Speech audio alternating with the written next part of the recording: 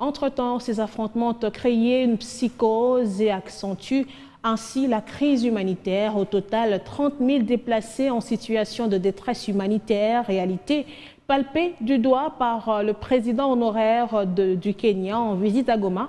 Le gouverneur militaire du Nord Kivu était dans la suite du facilitateur de la communauté des États de l'Afrique de l'Est à Kanyaruchinya.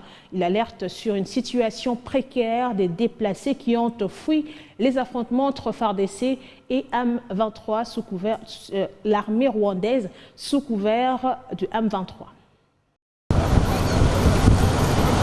Chaque jour, ils arrivent par milliers à Goma, fuyant les atrocités dans les zones passées sous contrôle des troupes terroristes et leurs parrains rwandais.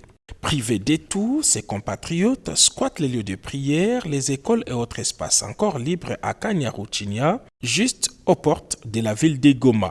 Ce mardi matin, l'administrateur du territoire de Nyiragongo a fait le décompte des 30 000 déplacés internes en situation de détresse humanitaire. C'est sur ces entrefaites que le facilitateur du processus de paix de Nairobi, Uhuru Kenyatta, est arrivé ce mardi à Goma pour constater de lui-même ces désastres humanitaires. Accompagné des autorités militaires locales, Uhuru Kenyatta a eu du mal à s'effrayer un passage au milieu des colonnes de déplacés qui jonchent la route des Rutshuru. Ce mouvement massif a été amplifié ce mardi par des rumeurs répandues par les envahisseurs dans les camps des fortunes des déplacés dans le seul objectif de décourager les passages de l'ancien président du Kenya. Au milieu des déplacés et visiblement marqués, Uhuru Kenyatta a échangé avec ces quelques survivants des affres des troupes terroristes. Devant la presse de Goma, Uhuru Kenyatta a eu des mots justes pour décrire ce qu'il a vécu.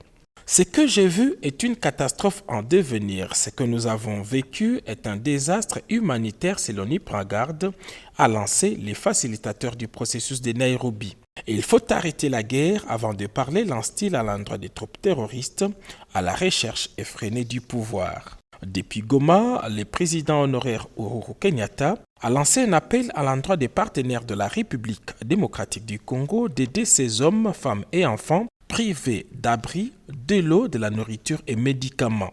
Les combats doivent cesser, a-t-il conclu.